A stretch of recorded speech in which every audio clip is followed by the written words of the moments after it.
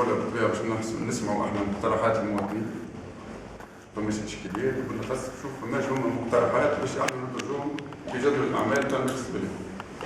المقترحات بالطبيعه تخص كل ما يخص من عنده صله بالاعمال البلدي، سواء في النظافه، سواء في مقام الكلاب السائله، سواء في البنيه الاساسيه، الطرقات، سواء في مثل القنوات نتاع التطهير، كل ما معناتها عنده صله بالتحسين ظروف عيش المواطن.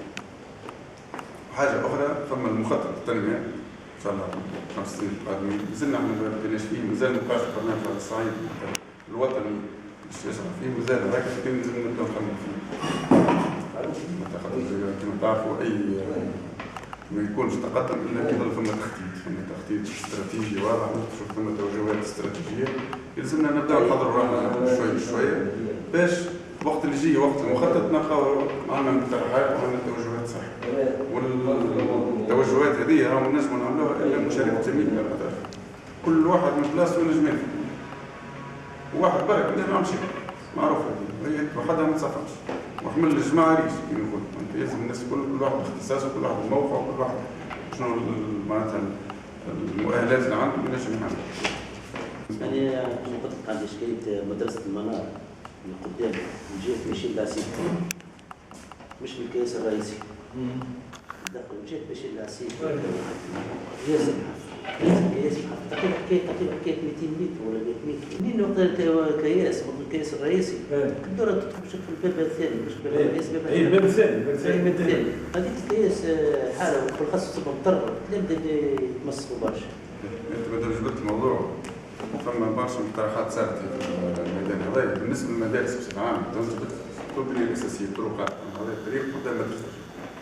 بالنسبه للمدارس فما مقترحات الحقيقه جاوا بها بعض المواطنين وحنا زاد رحبنا بها واقترحناها من 2011 انه المدارس موجوده على الطرق الرئيسيه وفما شرطه المرور عطاونا بعض الاحصائيات انه فما حوادث. قلنا فماش امكانيه انه الخروج بتاع المدرسه كيف يخرجوا صغار يخرج يجري يشق كياس، نعملوا تليفريات والنجم هذوك حتى نستغلوهم في الدعايه.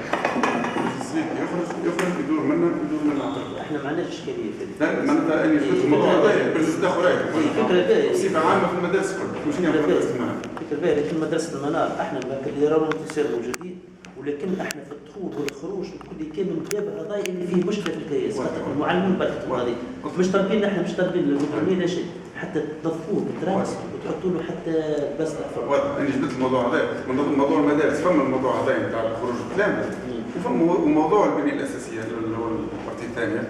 بالنسبه للبنيه الاساسيه كما تعرفوا جمال نقول لكم انه فيها تقريبا 230 كيلومتر منهم 75% تراب منها 230 كيلومتر دون اعتبار الطرق المرقمه، معناتها نقول 3-4 تراب والربع الاخر فيه شويه مربيط وشويه ريكوش وشويه بيكوش واكثرهم هذوك تبيعهم محفرين خاطر الاشغال الاشغال والعمر نتاع الطريق.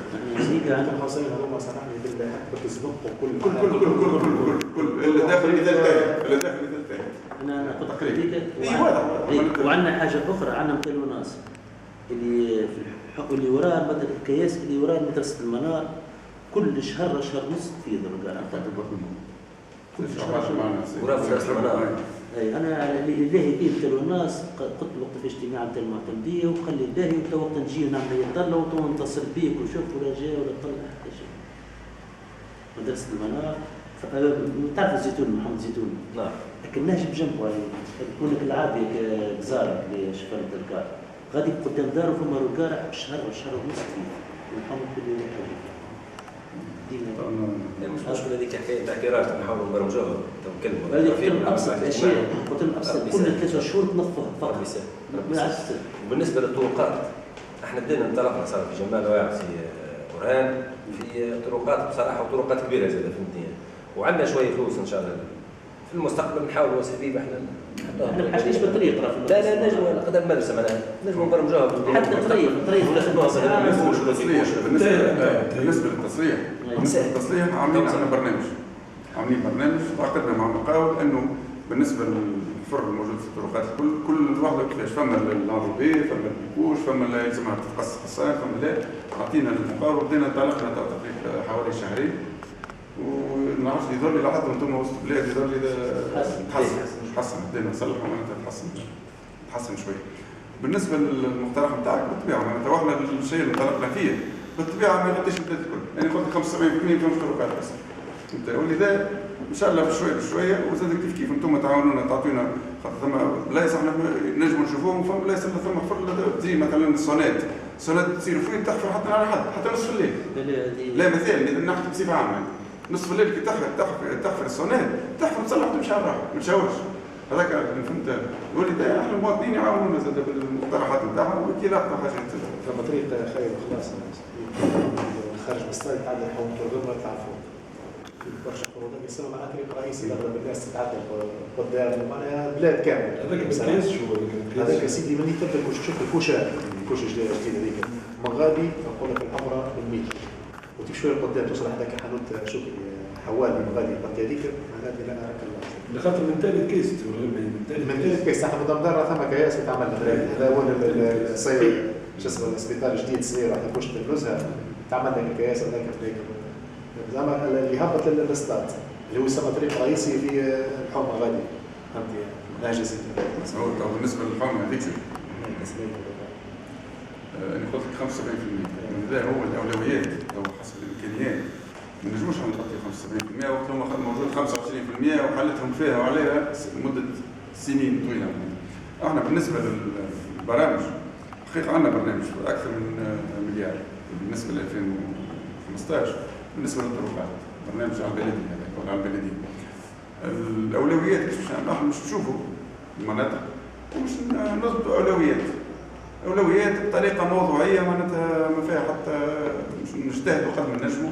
مثلا انت قلت لي والغمه صحيح والغمه عملنا كياسات وين قلت لنا صحيح لكن ما كناش كلها مازال فيها ولا مازال فيها ومازال فما بلايص اللي قلت محفرين احنا عملوا لنا عشان ما عملناهوش خاطر هذاك مش تعرف قلت ربي اوروبي اللي يجيو قدام الاستاد وكل هذاك مخدوم قبل وهذاك مش قدرة ربي مش تعرف كلهم اوروبي خاطر مش معقول انه يتقع كيف يكونش. جبت لك مثلا حي المرزوق لا فيه طريق رئيسي لا طريق فرعي فيه حتى توفنا كيف تصب المطر مش حتى كميه كبيره بس يولي حتى على الساقين بعد نتاع ولذا هذاك احنا بالنسبه لنا اولويه كنا جماليه وكنا واحد هذاك بالنسبه لنا اولويه وقدرة ربي ما مش تعمل الطريق هذاك من الاولويات حسب المناطق بشويه ومعناتها كل منطقه نحطوا فيها شويه كما بالنسبه للطرقات كما بالنسبه للتنوير كيف ما نجموش البلاد الكل تتغطى في وقت واحد اما بشويه